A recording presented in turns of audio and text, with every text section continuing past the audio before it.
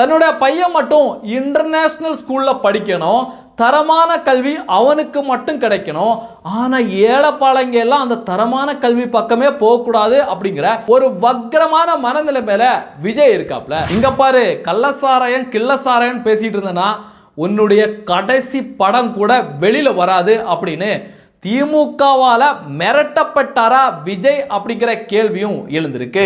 விஜய் அவர்களுடைய நீட் எதிர்ப்புக்கு அண்ணாமலை அவர்கள் தக்க பதிலடி கொடுத்திருக்காரு. ஒன்றிய அரசுன்னு சொல்றது, நீட் ஒழிப்புன்னு சொல்றது, மாநில சுயாட்சின்னுலாம் சொல்றதெல்லாம் திமுகவோட பேட்டர்ன் ஆச்சே.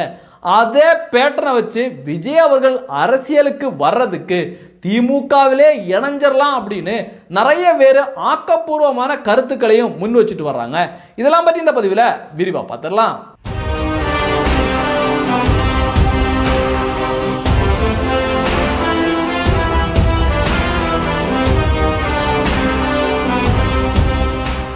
அனைவருக்கும் அன்பு வணக்கம். நடிகர் விஜய் அவர்கள் மாணவர்களுக்கு உதவி வழங்குற நிகழ்ச்சியில பேசினது மிகப்பெரிய சந்தேகத்தை ஏற்படுத்தியிருக்கு. ஏன்னா நடிகர் விஜய் அவர்கள் கடந்த ஒரு 10 நாளைக்குள்ள இன்னொரு இதே மாதிரியான ஒரு நிகழ்ச்சியில பேசையில கள்ளசாராய மரணத்தை பற்றியும் போதையை பற்றியும் கடுமையாக பேசியிருந்தாரு. அதுக்கு திமுகவினர் எல்லாம் சேர்ந்து விஜய் அவர்களை உண்டு இல்லைன்னு ஆக்கிட்டாங்க, கண்ணா பின்னான்னு திட்டினாங்க. நேரடியாக இப்படி திட்டையில மறைமுகமாக என்ன மாதிரி மிரட்டியிருப்பாங்கன்னு தெரியல. ஐயா ராஜா, உனக்கு கடைசி படம் ஒன்று வெளிவர வேண்டியது இருக்குது தெரியுமா, அது வரணுமா வேண்டாமா அப்படின்னு கேட்டிருப்பாங்களான்னு தெரியல. ஏன்னா இந்த திமுக குடும்பத்தை பகைச்சிக்கிட்டு நடிகர் எந்த நடிகராலையும் இங்கே படங்களில் நடிக்கவும் முடியாது, ரிலீஸ் பண்ணவும் முடியாது அப்படிங்கிறது உலகறிஞ்ச விஷயம்தான். அதனால் விஜய் அவர்கள் அந்த நிகழ்ச்சி முடிஞ்சோன்னா ஒரு அறிவிப்பு என்ன வந்ததுன்னா, அடுத்த நிகழ்ச்சியில் விஜய் அவர்கள் பேச மாட்டார், அவர் நேரடியாக மாணவர்களுக்கு உதவி மட்டும்தான் செய்வார் அப்படின்னு ஒரு அறிவிப்பு வந்தது. அதை இன்னைக்கு கூட அவர் பேசல கூட சொல்கிறாரு, நான் பேச வேணாம்னு நான் நினச்சேன், ஆனால் மிக முக்கியமான விஷயம் அப்படிங்கிறதுனால பேசுகிறேன் அப்படின்னு விஜய் அவர்களே சொன்னார். நான் எதுவும் பேச வேணாம் தான் நினைச்சேன், பட் ஒரு முக்கியமான ஒரு விஷயத்தை பற்றி நான் பேசலன்னா அது அவ்வளோ கரெக்டாக இருக்காதுன்னு எனக்கு தோணுச்சு. அப்படி விஜய் அவர்கள் என்ன பேசினாருன்னு பார்த்தீங்கன்னா, திமுக காலங்காலமாக உருட்டிக்கிட்டு இருக்க நீட் அப்படிங்கிற டூல் கிட்ட தூக்கி வச்சிருக்காரு. ஏன்னா திமுகவும் நேற்று பார்த்தீங்கன்னா ஊர் ஃபுல்லாக இதே டூல் கிட்ட தூக்கிட்டு, ஐயோ நீட்டில் முறைகேடு நடந்துச்சு, அப்படி போச்சு இப்படி போச்சு, அதனால் தேர்வே இருக்கக்கூடாது அப்படின்னு உருட்டிட்டு இருந்தாங்க. அதே உருட்டா இப்போ விஜய் அவர்களும் உருட்டினதுனால மிகப்பெரிய சந்தேகம் அவர் மேலே விழுந்திருக்கு. அது மட்டும் கிடையாது, சாதாரண உருட்டு கிடையாது. முதலமைச்சர் ஸ்டாலின் அவர்கள் நீட்டை பற்றி எப்படி பேசுவாரோ அதிலிருந்து கொஞ்சமும் மாறாத, இன்னும் சொல்ல போனால் அதை விட இன்னொரு படி மேலே போய் நடிகர் விஜய் அவர்கள் பேசுனதுதான் மிகப்பெரிய சந்தேகத்தை எழுப்பியிருக்கு. இந்த நீட்டை பற்றி ஒரு பிரச்சனையா நான் பார்க்கறது என்னன்னா, இப்ப விஜய் அவர்கள் பேசல 3 காரணத்தை சொல்றாரு. இந்த 3 காரணங்களால தான் நான் நீட்டை ஒழிக்கணும்னு சொல்றேன் அப்படிங்கிறத விஜய் அவர்கள் சொல்லியிருக்காரு. என்னன்னா, முதல் காரணத்தை என்ன சொல்றாருன்னா, 1975 வரைக்கும் மாநில பட்டியலில் தான் கல்வி இருந்துச்சு. ஆனால் அதுக்கப்புறம் கல்வி என்ன பண்ணாங்க, மத்திய சிலபஸுக்கு சென்ட்ரலுக்கு கொண்டு போயிட்டாங்க அப்படிங்கிறத ஒன்றிய அரசு மாத்திருச்சு அப்படிங்கிறத சொல்றாப்ல. சரியா, நீ ஒன்றியம் கிண்டியம் எல்லாம் சொன்ன ஓகே, ஆனால் அந்த நேரத்தில் 1975 இங்க யார் ஆட்சியில் இருந்தா இதை இங்க இருந்த கல்வியை யாரை பிடிங்க கொண்டு போனா அப்படிங்கிறதையும் சொல்லியிருந்தீங்கன்னா ரொம்ப நல்லா இருந்திருக்கும். ஏன்னா திமுகவையும் காங்கிரஸையும் லாவகமாக மறைச்சு ஒன்றிய அரசு அப்படிங்கிறத இந்த ஒரு வார்த்தையில் திணிக்கணும் அப்படிங்கிறதுக்காக இந்த ஒரு சப்ஜெக்டை கொண்டு வந்திருக்காப்புல. சரி, அடுத்து இரண்டாவதா என்ன சொல்றாப்புலன்னா, இப்போ மத்திய சிலபஸ் இருக்குல்ல, மத்திய சிலபஸில் படிக்கிற மாணவர்களோட எப்படி நீங்கள் மாநில சிலபஸில் படிக்கிற மாணவர்களை போட்டியிட வைக்கலாம் அப்படிங்கிற ஒரு கருத்தை சொல்றாரு விஜய் அவர்கள். இது பழைய உருட்டை உருட்டிட்டு இருக்காப்புலன்னு நினைக்கிறேன். யாராவது கூட இருக்கவங்க அவருக்கு அறிவுரை சொல்றாங்களா அப்படின்னு எனக்கு தெரியல. ஏன்னா இப்போ எல்லா பத்திரிகைகள்லையும் சரி, அந்த எக்ஸாம் எழுத போறவங்களும் சரி, அவங்க சொல்ற விஷயம் 98 விழுக்காடு கேள்விகள் மாநில சிலபஸ் இருக்குல்ல, அதில் உள்ள கேள்விகளே வந்திருக்கு. என்ன காரணம்னா, நீட் வந்த ஒரு வருடம் இங்கே பயங்கரமாக முரண்டு பிடிச்சாங்க. நாங்கள் சிலபஸ்லாம் மாற்ற மாட்டோம், போக மாட்டோம் அப்படின்னு இந்த திராவிட கழகங்கள் 2 பேரும் பயங்கர முரண்டு பிடிச்சாங்க. அதுக்கப்புறம் கொஞ்சம் கொஞ்சமாக மாற்றி இப்போ ஏறத்தாழ சிபிஎஸ்இ சிலபஸ் எப்படி இருக்கோ அதே மாதிரியான சிலபஸ் இப்போ இங்கேயும் இருக்கு அப்படின்னு சொல்லப்படுது. அதனால் எல்லாருமே ஒத்துக்கிறாங்க, நீட் தேர்வில் கேட்கப்படுகின்ற கேள்விகள் மாநில பாடத்திட்டத்திலிருந்தே வருது அப்படிங்கிறத ஆதாரப்பூர்வமாக இப்போ சொல்லிட்டு இருக்காங்க. ஆனால் விஜய் அவர்கள் பழைய கதைகளை உருட்டி அந்த பிஞ்சு மாணவர்களோட மனதில் நஞ்ச விதைக்கிற வேலையை, திமுக எப்படிப்பட்ட வேலையை பார்த்தாங்களோ அதே வேலையை தான் இப்போ வந்து விஜய் அவர்களும் பார்த்துட்டு இருக்காங்க. ஏன்னா திமுக காரவங்க ஊருக்கெல்லாம் அட்வைஸ் பண்ணுவாங்க, என்னன்னா ஹிந்தியை ஒழிக்கணுங்க, ஹிந்தியை ஒழிச்சே ஆகணுங்க, ஹிந்தி வரவே கூடாதுங்க அப்படின்னு சொல்லுவாங்க. ஆனால் பார்த்தீங்கன்னா தமிழகத்தில் மாவட்டத்தில் 10-15 ஸ்கூலு சிபிஎஸ்சி ஸ்கூலை வச்சுருக்கவங்க யாரும் பார்த்தீங்கன்னா திமுக காரணம் தான் இருப்பாங்க, அவங்களோட சொந்த காரணம் இருப்பாங்க. இல்லை திராவிட இயக்கத்தை சேர்ந்த இந்த ஹிந்தி எதிர்க்கணும்னு சொல்கிற எவனாவது ஒருத்தன் தான் நடத்திட்டு இருப்பான். இப்போ ஹிந்தி வந்து இவங்க தான் திணிச்சிட்டு இருப்பாங்களே தவிர வேற யாரும் திணிக்க மாட்டாங்க. ஆனால் இவங்க பள்ளிக்கூடம் நடத்துறதுக்கு ஹிந்தி வேணும், இவங்களுடைய பிள்ளைங்களை எல்லாமே மிகப்பெரிய பள்ளிக்கூடத்தில் இன்டர்நேஷனல் பள்ளிக்கூடத்தில் படிக்க வைப்பாங்க. ஆனால் ஏழை குழந்தைகள், அதாவது கூலி தொழிலாளியோட பசங்களுக்கு இவங்களுக்கு எல்லாம் தரமான கல்வி கிடைக்கக்கூடாது அப்படின்னு தான் திமுக காரவங்களோட கொள்கையாகவே இருக்கு. அதே கொள்கையை இப்போ விஜய் அவர்களும் பின்பற்ற தொடங்கியிருக்காரு. அவருடைய பையன் எங்கே படிக்கிறாரு அப்படின்னு கேட்டிங்கன்னா, அவர் மாநில சிலபஸில் படிக்க வைக்கல, இங்கே லோக்கலில் கூட படிக்க வைக்கல, இன்டர்நேஷ்னல் ஸ்கூலில் கன்னடாவில் அவருடைய பையன் வந்து படிச்சுட்டு இருக்காரு அப்படிங்கிற தகவலும் வெளிவந்துட்டு இருக்கு. இப்போ விஜய் அவர்கள் உண்மையில ஒரு விஷயத்தை பேசியிருந்தாருன்னா நம்ம கை தட்டிருக்கலாம், ஐயா இன்டர்நேஷனல் சிலபஸ் இருக்கு, சிபிஎஸ்சி சிலபஸ் இருக்கு, இதே மாதிரி மாநில கல்வியை மாத்துங்க, மாநில கல்வியும் தரமான கல்வியா மாத்துங்கய்யா, எல்லாம் ஒரே மாதிரி இருக்கணும் ஐயா அப்படின்னு விஜய் அவர்கள் பேசியிருந்தா நம்ம கைத்தட்டி வரவேற்றிருக்கலாம்.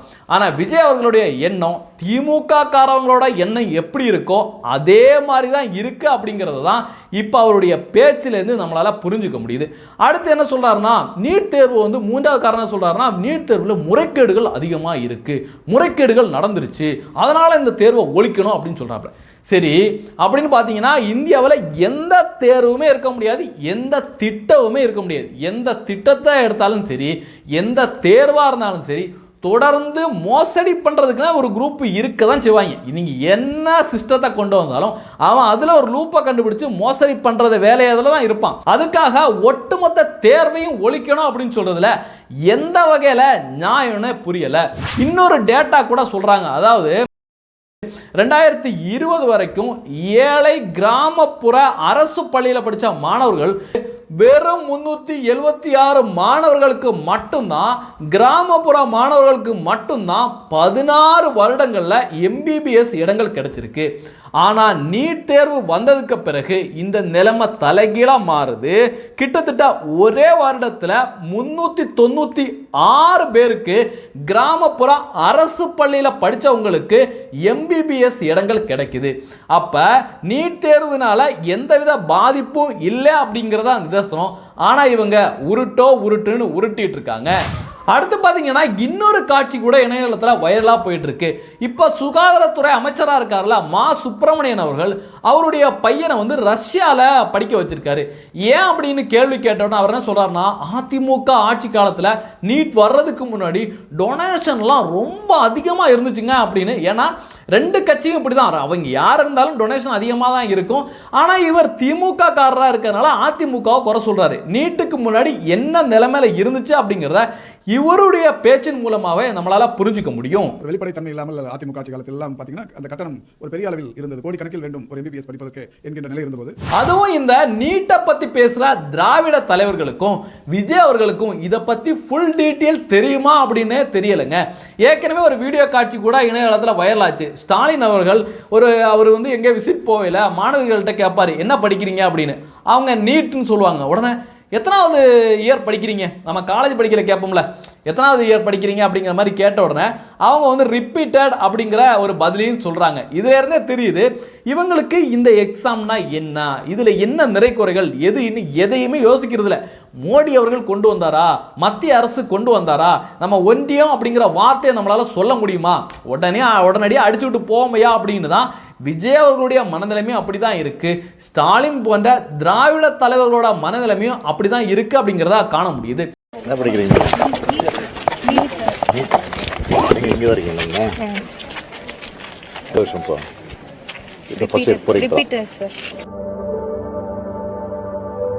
அடுத்து பாத்தீங்கன்னா இன்னைக்கு விஜய் அவர்களுடைய பேச்சை பாத்தீங்கன்னா அவர் வந்து திராவிடர்கள் எப்படி பேசுவாங்களோ அதே லைன்ல தான் பேசியிருக்காரு. திமுக காரங்க பேசுற மாதிரி பேசியிருக்காரு. நீட் ஒழிப்பை பேசியிருக்காரு, மாநில சுயாட்சி அப்படிங்கிறத பேசியிருக்காரு, ஒரே நாடு ஒரே கல்வி அப்படிங்கிறது வேண்டாம் அப்படிங்கிற மாதிரி பேசியிருக்காரு.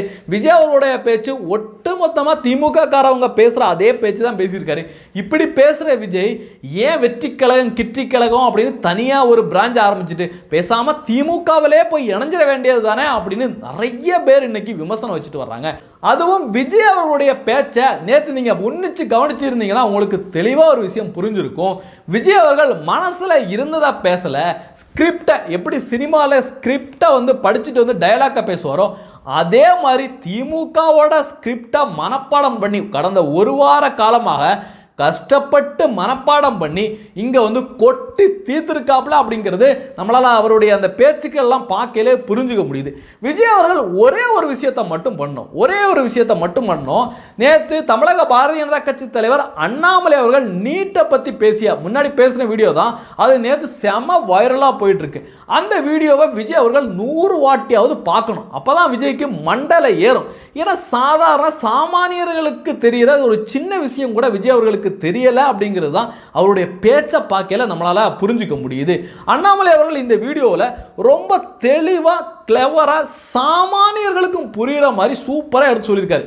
அதாவது நீட்டுக்கு முன்னாடி எப்படி நிலவரம் இருந்துச்சு, இங்க இருக்கிற திராவிட கட்சிகள் எப்படி எப்படி விளையாடினாங்க, இப்ப ஏன் முடியல, ஏன் நீட்டை அவங்க எதிர்க்கிறாங்க போன்ற பல விஷயங்களா புள்ளி விவரத்தோட விஜய் மாதிரி பொத்தாம் பொதுவா அப்படியே வாய் புளிக்குதோ மாங்காய் புளிக்குதோன்னு அடிச்சு விட்டு போல ரொம்ப தெளிவா எடுத்து சொல்லியிருக்காரு. விஜய் அவர்களும் விஜய சார்ந்தவங்களும் விஜய ஆதரிக்கிற யாரா இருந்தாலும் இந்த வீடியோவை தெளிவா பார்த்துட்டு நீங்க முடிவெடுங்க. வந்துச்சுன்னா திமுக நடத்தக்கூடிய தனியார் கல்லூரியில கேபிடேஷன்ல சீட்டை விற்க முடியாது. அதனாலதான் நீட்டை எதிர்த்து திமுக ஒரு நாடகம் போடுறாங்க. நீங்க எல்லாம் பார்த்திருப்பீங்க. ஒரு தம்பி வந்து பேசுறான், நான் நீட்டுக்கு எதிரி, நீட்டை ஒழிக்கணும். பத்திரிகை நம்பர் தம்பிட்டு கேட்கிறார், தம்பி எந்த காலேஜில் படிக்கிறேன்? அந்த தம்பி வாய் தவறி தெரியாம நான் 1.5 கோடி ரூபாய் கொடுத்து படிக்கிறேங்க அப்படின்னு ஒரு காலேஜ் பேர் சொல்றாங்க. அதை இன்கம் டாக்ஸ் கார யாரோ கேட்கும் பொழுது அவனுக்கு தெரிஞ்சிருச்சு இது ஜெகத் ரட்சகன் அவர் கல்லூரி. அதுக்கப்புறம் 15 நாள் கழிச்சு ரைட் அடிச்சா 400 கோடி ரூபாய் கேபிடேஷன் ஃபீஸ் ஸ்லிப் கிடைக்கும். அதனால திமுக நண்பர்களே, நிறைய நீட் எதிர்ப்பு டிராமா போட்டுக்கிட்டே இருங்க. நிறைய பேர்த்த மேடையில் ஏறி பேச வச்சுக்கிட்டே இருங்க. உங்களுடைய ஒரு கல்லூரியுமே இதுல மாட்டத்தான் போகுது.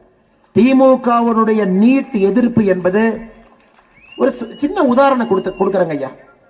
திமுக இதுவரை 5 முறை முழுமையாக முதலமைச்சராக இருந்திருக்கிறாங்க. இப்ப 6வது முறை. திமுக கட்சி ஆரம்பித்த பிறகு 1967 இருந்து 5 முறை இருந்துட்டு இப்ப 6வது முறை. திமுக மொத்தமா தமிழ்நாட்டுக்கு எத்தனை அரசு மருத்துவமனை கல்லூரி கொண்டு வந்தாங்க? யாராவது சொல்லுங்க பார்க்கலாம். திமுக ஆட்சி எல்லாம் சேர்த்து 5 முறை ஆட்சியில் இருந்த திமுக 6வது முறை இத்தனை ஆண்டுகளாக ஆட்சியில் இருந்து தமிழகத்திற்கு கொண்டு வந்த மொத்த அரசு மருத்துவ கல்லூரி எவ்வளவுங்க? 5. மோடி ஐயா ஒரே நேரத்தில் தமிழகத்திற்கு எவ்வளவு அரசு மருத்துவ கல்லூரி கொடுத்தாருங்க? 11. இதுலதான் இந்த நீட் டிராமா இருக்குது. திமுகவை பொறுத்தவரை தமிழகத்திற்கு எப்பொழுதுமே அரசு மருத்துவ கல்லூரி வேண்டாம். ஆனா திமுக தமிழகத்திற்கு 17க்கு மேல தனியார் மருத்துவ கல்லூரி கொண்டு வந்திருக்காங்க. இதைத்தான் நீங்க பாயிண்ட் பிடிக்கணும். தனியார் மருத்துவ கல்லூரி என்பது திமுகவும் பினாமிகளும் நடத்தக்கூடியது.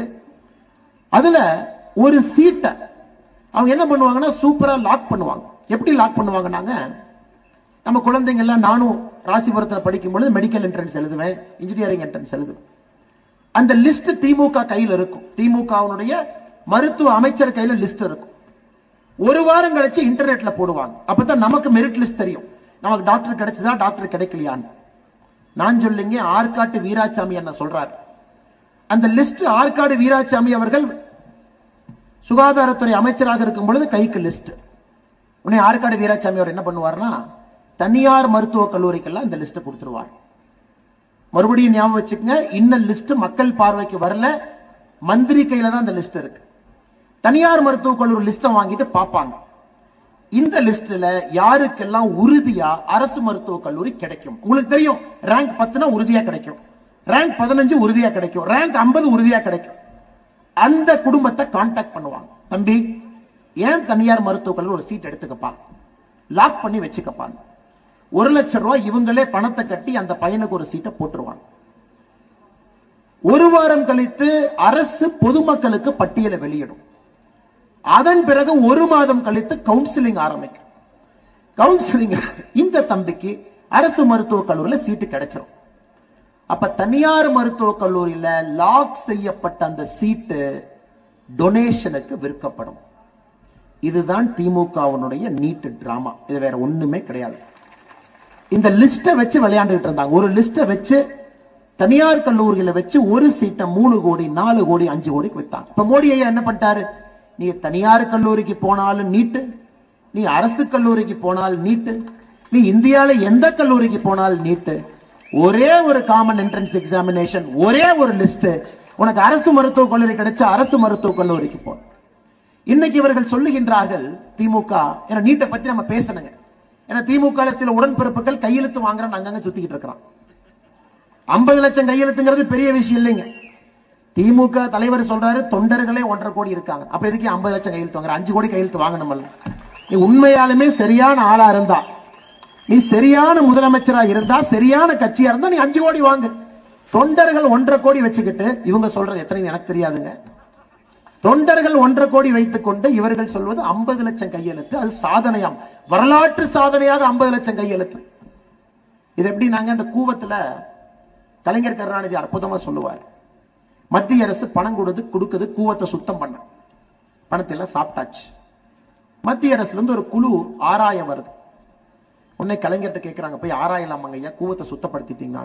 ஐயோ கூவத்துல முதலை இருக்கு, போனீங்கன்னா கடிச்சு வச்சிடும், ஆராய போகாது. இது திமுகவுடைய டிராமா. சர்க்கரை இருக்காது, சர்க்கரை இருந்த சாக்க கரையான் சாப்பிட்டு. தொடர்ச்சியாக இதே டிராமாவை பண்ணி பண்ணி சர்க்காரிய கமிஷன்ல மாட்டி கையெழுத்து டிராமாவை மறுபடியும் திமுக எடுத்து 50 லட்சம் கையெழுத்து. அதனால திமுக உடன்பிறப்புகள் யாராச்சும் கேட்டுட்டு இருந்தா நான் சொல்ல விருப்பப்படுறேன், மோடி அவர்கள் ஒரு புது ஆர்டர் போட்டிருக்காங்க. தனியார் மருத்துவக் கல்லூரியில் இருக்கக்கூடிய பாதி சீட்டை அரசு மருத்துவக் கல்லூரியினுடைய ஃபீஸ வாங்கணும் மோடி ஐயா ஆர்டர் போட்டிருக்காங்க. நீங்க சரியான ஆம்பளையா இருந்தா தமிழகத்தில் போய் இதை இம்ப்ளிமெண்ட் பண்ணுங்க. அதாவது மறுபடியும் சொல்லுகின்றேன், 50% அரசு மருத்துவக் கல்லூரி, அரசு மருத்துவக் கல்லூரிக்கு என்ன ஃபீஸ்? வருஷத்துக்கு 13,000 ரூபாய். தனியார் மருத்துவக் கல்லூரியினுடைய 50% பாதி சீட்டுக்கு 13,000 தான் வாங்கணும். மிச்ச பாதி தான் நீ 1 லட்சம் 2 லட்சம் 3 லட்சம் வாங்கணும். தமிழ்நாட்டில் நடைமுறைப்படுத்தாம டிராமா பண்ணிட்டு எதற்காக போலி நீட் எதிர்ப்பு நாடகத்தை நீங்க போட்டுட்டு இருக்கீங்க? எதற்காக இதை நான் சொல்லுகின்றேன் என்றால், சகோதர சகோதரிகளே, ஜெகத் ரட்சகன் ரைடுலயே நமக்கு தெரிஞ்சிருச்சு, நீட் வந்த பிறகும் ஏதோ ஃப்ராடு பண்ணி 400 கோடி ரூபாய்க்கு சீட்டை வித்திருக்காங்க. நீட் வந்த பிறகு சீட்டை விற்க முடியாதுங்க. 2014 சீட்டை விற்க முடியாது. ஆனா இந்த தம்பி 1.5 கோடி ரூபாய் கொடுத்து இப்ப சேர்ந்திருக்கிறான். அந்த தம்பி மைக்ல சொல்றான் 1.5 கோடி கொடுத்தேன். அதனால் நீங்களாகவே வருமான வரித்துறையை வெத்தலை பாக்கு வச்சு நீங்க கூப்பிட்டா நான் என்ன பண்ண முடியும்? உடனே பிஜேபி மேல அண்ணாமலை மேல குற்றம் சுமத்துவாங்க, இவன் தான் போய் டெல்லியில போய் நோண்டி விட்டு கூட்டிட்டு வர்றான். நீங்க வெத்தலை பாக்கு வச்சு வாங்க வாங்க தமிழ்நாட்டுக்கு வாங்கன்னா நாங்க தடுக்கவா போறோம்? இந்த நீட் விவகாரத்துல நீங்க என்ன நினைக்கிறீங்க அப்படிங்கறதையும் பதிவு பண்ணுங்க. நன்றி. ஜெய் ஹிந்த். வந்தே மாதரம்.